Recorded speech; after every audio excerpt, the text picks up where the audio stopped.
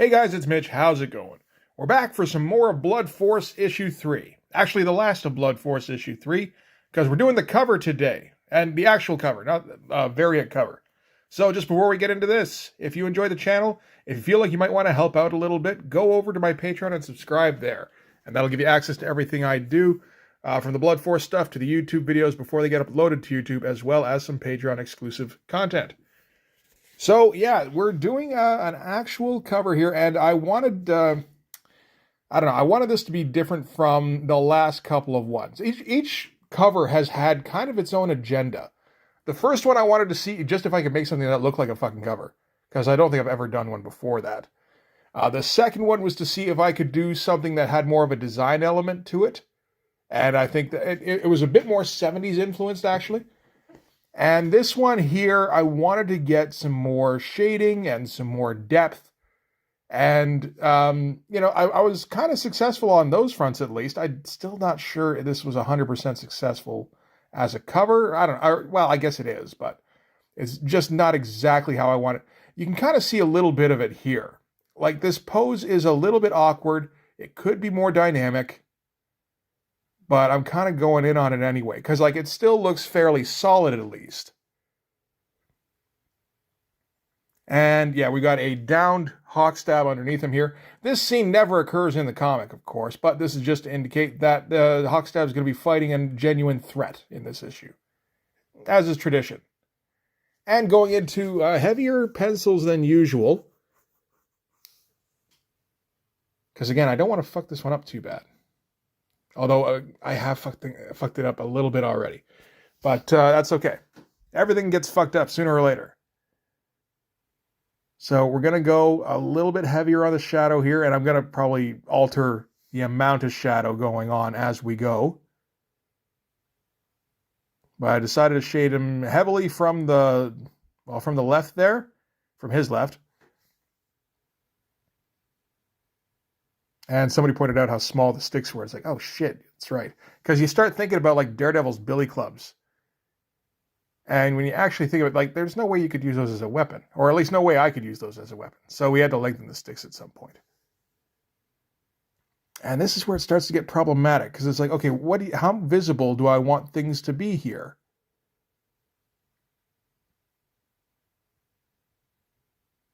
So yeah, kind of...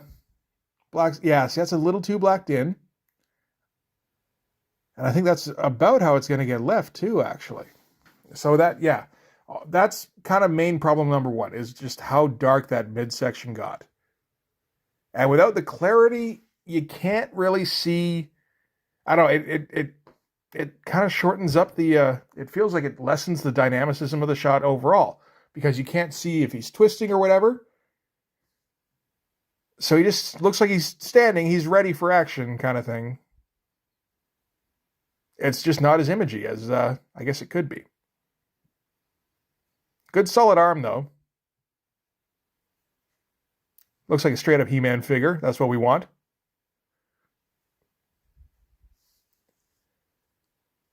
And again, trying to go heavy on the shadows. Looks pretty good. That arm's still too long, though. So shorten it up. There we go. That's better.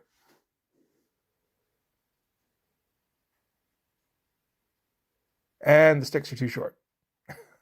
That's okay, we'll fix it. More rendering, always more.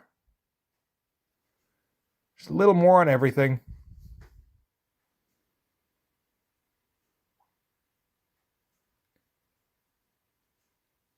Oh yeah, and I needed a reference for the ponytail, so I went to Rob on this one.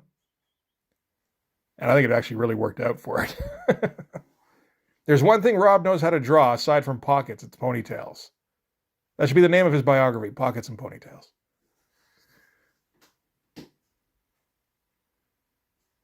So yeah, there we go. That's a bit more like tonfa sticks or something like that. And we got to get Hawkstab in here. It's an awkward position because, yeah, it's unclear exactly what's going on. I mean, there will be a caption saying who is the new, like threat or something along those lines. And that'll clarify things a fair bit. But like just as an image, like he could be, yeah, he might have knocked Hawkstab out. He also might be protecting Hawkstab. He might be also claiming Hawkstab. It's a little hard to tell. And I didn't really like how this musculature ended up, so darken it up, and darken it up some more. At this point, it's probably about as good as it's going to get, but then we have to, somebody pointed out, we need a shadow from Nightstick himself on top of this. I was like, oh shit, you're right. And I forgot to incorporate that in here. So we're going to have to throw in a shadow on top of all this. So Hawkstab just essentially ends up being a black figure lying down, which is not really what we wanted.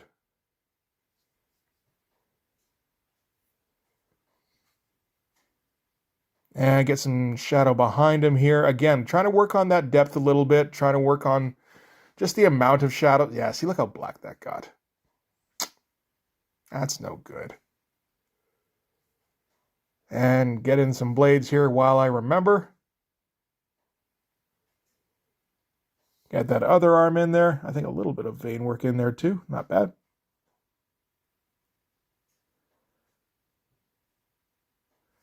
And just like random rocks and shit, yeah. And just like get the rendering done in there so I don't have to worry about coming back to that and maybe forgetting about that little area.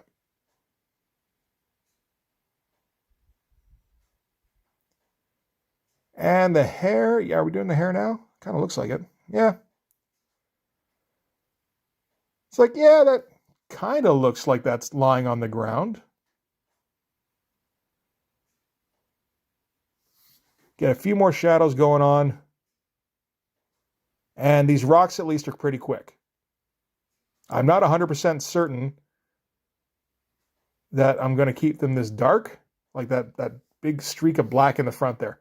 I wanted to get more black in, but I don't think I want it right there. Although, I mean, if that's where we put the caption, then that's fine, I think.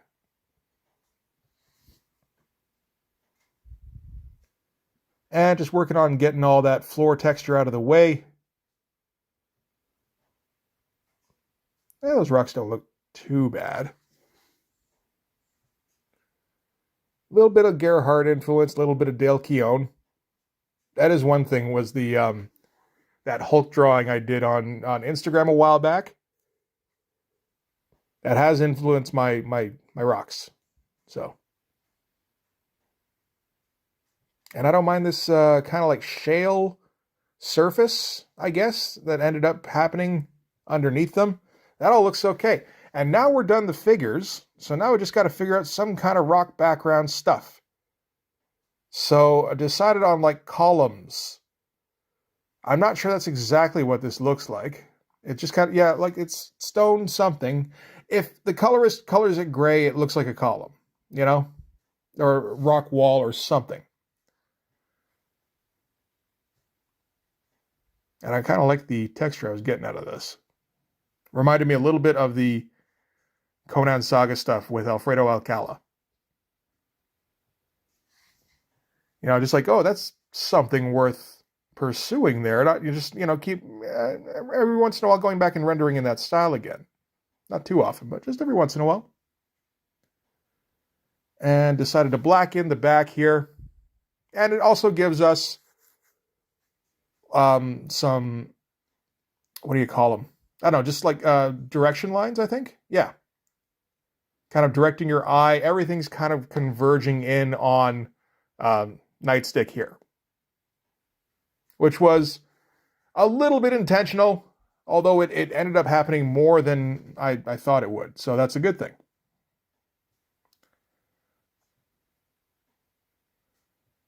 And then, yeah, just finish that one up here. Try to make the...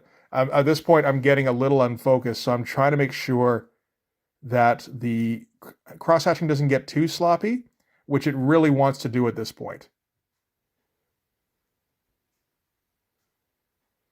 Yeah, like this is almost scribbling. And just threw a little extra texture on there. And I think that's it done. Oh, I'm incorrect, apparently. And little signature down there carved in the rock. That's okay.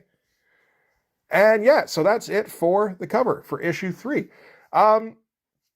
It's been a week now. On the first day, I was like, right after it was done, it's like, there's some problems, but I like how it turned out. I like how lots of things turned out. And then as the day progressed, it became more and more, those problems are too big.